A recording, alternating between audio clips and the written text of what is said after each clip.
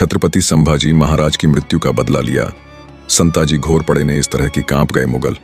छत्रपति संभाजी महाराज के शासनकाल में संताजी घोरपड़े एक प्रमुख सेनापति थे। संताजी घोरपड़े मराठा साम्राज्य के वरिष्ठ घोरपड़े वंश के थे। संताजी और धनाजी जाधव ने मिलकर मुगलों के खिलाफ कई सफल अभियान चलाए थे।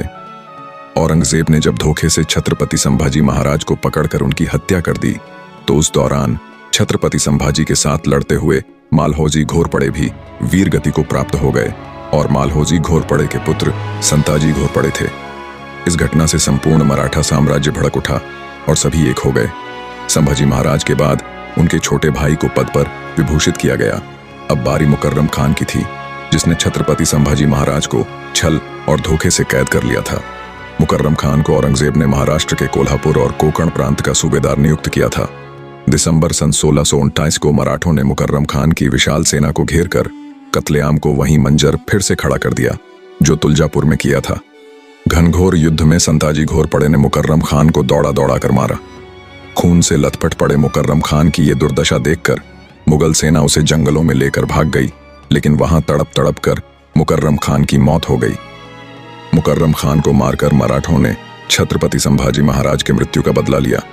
संताजी घोरपड़े के साहस और शौर्य पर खुश होकर सन 1691 को छत्रपति राजाराम महाराज ने उन्हें मराठा साम्राज्य का सरसेनापति घोषित किया। इसके बाद संताजी ने दोगुने साहस से 15 से 20 हजार का मराठा लश्कर लेकर चले कर्नाटक की ओर। कृष्णा नदी पार करने के बाद उन्होंने एक के बाद एक मुगल इलाकों में मराठा साम्राज्य के जीत का डंका बजाया और औरंगजेब की सेना को वहां से खदेड़ दिया। औरंगजेब मराठों के डर से सह्याद्री के पर्वतों में इधर से उधर भागता रहा। लगातार 27 साल मराठों ने औरंगजेब को इतना घुमाया, इतना दौड़ाया कि उसका जीना मुश्किल हो गया। अंत में मराठों के हाथों हो रही लगातार मुगलों की पराजय के बाद औरंगजेब निराश होकर अपने बिल में चला गया। संताजी घोरपड़े ने ही अपने युद्ध अभियानों से औरंगजेब की नाक काट डाली और औरंगजेब को इतिहास में भगोड़ा भी साबित कर दिया। पहाड़ी तूफान संभाजी और औरंगजेब की टक्कर कैसी है छावा, चेक करें। रिव्यू कौन है संत घोरपड़े जी। संताजी घोरपड़े का जन्म 1660 में महलोजी घोरपड़े के घर में हुआ था। ये गुरिल्ला कावा गुरिल्ला युद्ध में कुशल थे।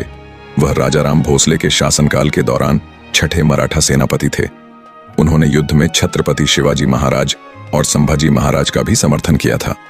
वे जीवन भर मराठा साम्राज्य के प्रति वफादार रहे और अपनी मृत्यु तक स्वराज्य के लिए निस्वार्थ सेवा करते रहे। चाहे यात्रा कितनी भी लंबी क्यों न हो, संताजी उसे कम से कम समय में पूरा कर लेते थे और ऐसा करते हुए वे सही मायनों में अपनी सेना का नेतृत्व भी करते थे। कठिन युद्धों में यह और भी अधिक सही एवं सटीक होता। इससे हम उनकी विशेषज्ञता का अनुमान लगा सकते हैं। राजाराम के शासनकाल के दौरान संताजी घोरपड़े को पंचहजारी अधिकारी 5000 सैनिकों का कमांडर का पद प्राप्त हुआ। संताजी ने धनाजी जाधव के साथ मिलकर कई युद्ध लड़े। 1699 की अवधि के दौरान संताजी और धनोजी दोनों ने लगातार मुगलों पर एक साथ हमला किया। इन दोनों का मिलन सचमुच शक्ति और बुद्धि का मिलन था। संताजी और धनाजी ने मिलकर औरंगजेब के सेनापति शेख निजाम पर हमला किया और उसकी सेना, हाथी और घोड़ों पर कब्जा कर लिया, क्योंकि उसकी नजर पन्हाला किले पर थी।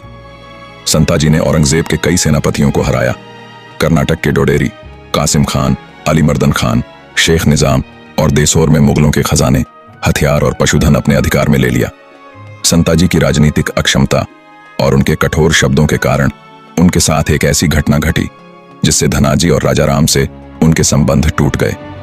एक बार जिंजी किले में राजाराम के साथ बातचीत करते समय संताजी ने उनसे कठोर शब्दों में कहा कि छत्रपतियों का अस्तित्व मेरे कारण है और मैं अपनी इच्छानुसार छत्रपतियों को बना या हटा सकता हूं।